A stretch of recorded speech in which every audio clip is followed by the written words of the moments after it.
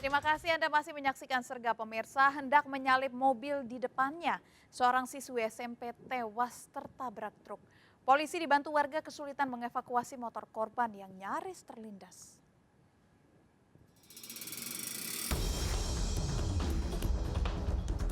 Kecelakaan antara truk dan motor ini terjadi di Jalan Poros Malino, Tamarunang, Somba Upu, Kabupaten Goa, Sulawesi Selatan. Dari kecelakaan ini, pengendara motor seorang siswi SMP tewas di lokasi kejadian. Tabrakan terjadi saat motor korban berupaya mendahului mobil di depannya. Naas dari arah berlawanan melintas truk hingga tabrakan pun tak terhindarkan. Korban tewas seketika dengan motornya yang nyaris terlindas truk. Petugas langsung mengevakuasi jasad korban ke ruang jenazah Rumah Sakit Syekh Yusuf, Kabupaten Goa. Polisi melakukan olah TKP dan mengamankan supir truk untuk memastikan penyebab kecelakaan. Korban hendak mendahului mobil yang tidak dikenal. Tiba-tiba muncul dari depan mobil truk sehingga terjadi kecelakaan. Korbannya satu orang karena memang korban sendiri naik motor yang masih usia belia, masih kelas 2 SMA, SMP. Motor korban dibawa ke pos pelayanan kecelakaan lalu lintas Polres Goa, Sulawesi Selatan, sementara supir truk hingga kini masih menjalani pemeriksaan di Mapores Goa. Dari Kabupaten Goa, Sulawesi Selatan, Bukma melaporkan. Seorang pemuda penyandang disabilitas tewas bersimbah darah di rumahnya di Kemayoran, Jakarta Pusat. Korban ditemukan tewas tanpa busana dengan wajah tertutup bantal. Motor, handphone, dan dompet korban digasak pelaku.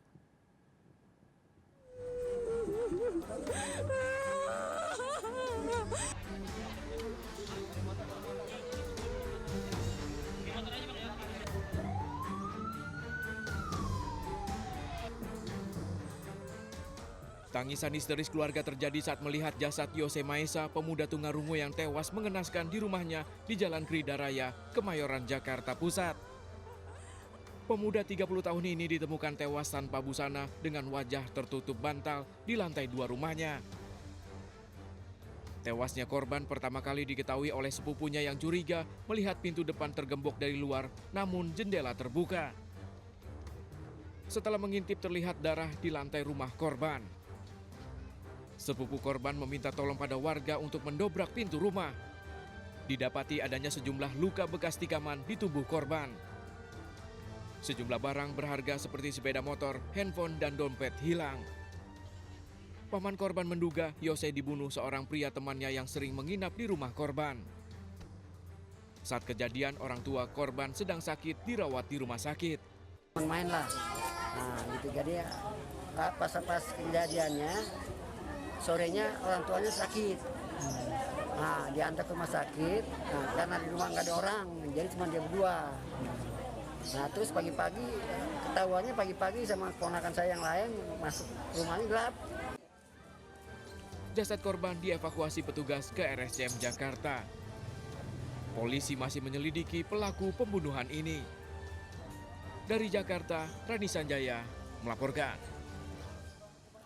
Seorang wanita berboncengan sepeda motor dengan suami dan anaknya di Medan menjadi korban jambret sadis. Korban terjatuh dari motor hingga terluka parah. Pelaku yang terekam CCTV ditangkap polisi.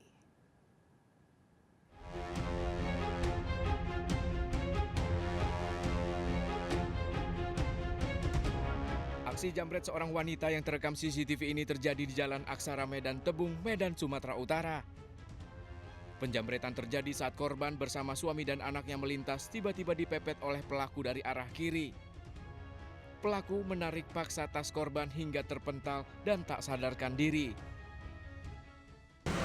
Pelaku menarik ibunya dari belakang karena kebetulan ibu itu duduknya paling belakang. Jadi tarik tasnya terjatuh lah sehingga ibu itu membentur aspal. Kondisi korban sendiri saat ini gimana? Sampai ini kondisi dalam kondisi tidak sadarkan diri. Jadi di rumah sakit Bina Kasih. Korban hingga kini kritis masih dalam perawatan di Rumah Sakit Bina Kasih, Medan.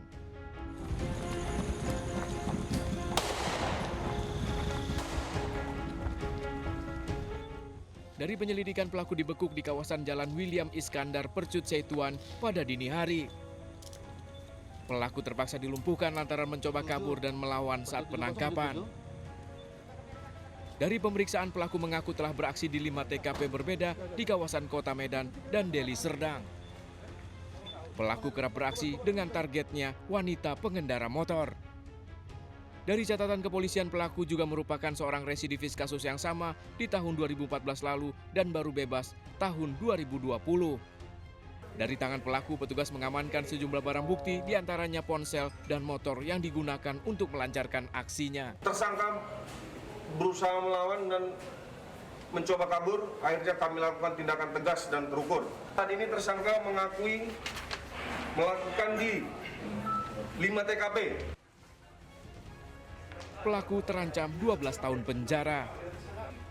Dari Medan, Sumatera Utara, Adi Palapa melaporkan. Pemirsa, Heri Wiriawan, pemilik Yayasan Pesantren di Bandung, Jawa Barat, diduga memanfaatkan bayi hasil pemerkosaan untuk mencari uang. Keji, Heri memperkosa 12 santrinya, 7 diantaranya bahkan hamil. Pemerkosaan dilakukan di sebuah apartemen di Kota Bandung.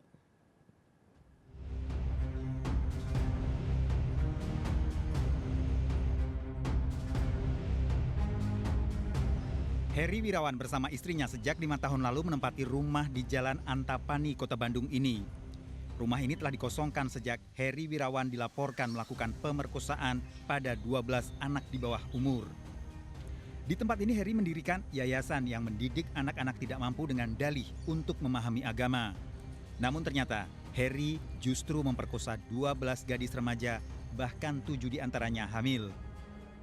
Satu korban bahkan telah melahirkan 2 kali.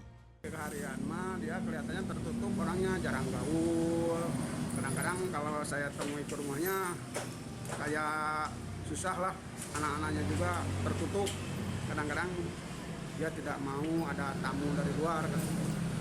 Seperti itu yang saya tahu. Tidur di sini ada yang tidur, ada yang enggak gitu. Tapi dia ganti-ganti kan santriwati itu tidur di sini berarti. Tidur di sini. Kira-kira ada berapa tuh Pak? Berapa santriwati yang tidur di sini memang Bapak tahu aja? Yang saya tahu ada 5 lebih, gitu kadang ganti lagi santrinya.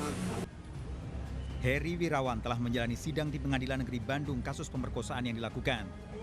Heri Wirawan melakukan pemerkosaan pada sejumlah gadis remaja yang dibina sejak 5 tahun lalu.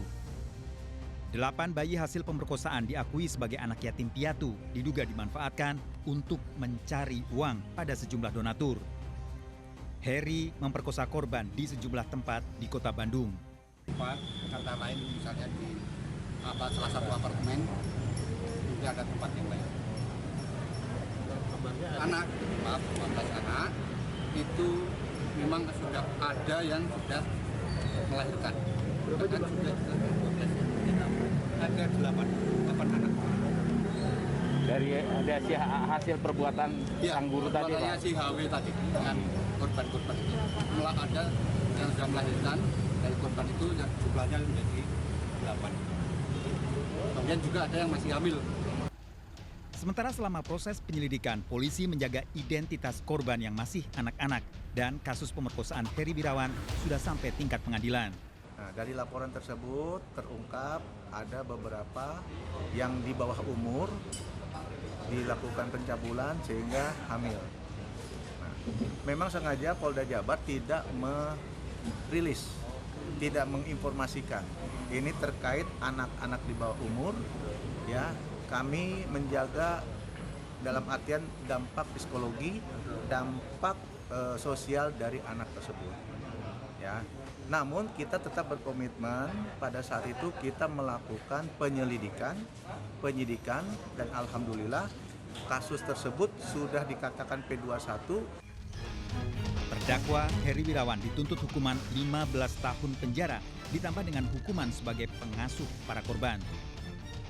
Dari Bandung, Jawa Barat, tim liputan iNews melaporkan. Seorang siswa SD ditemukan tewas di galian pasir sepulang sekolah. Sang ibu histeris. Selengkapnya tetap di Sergap.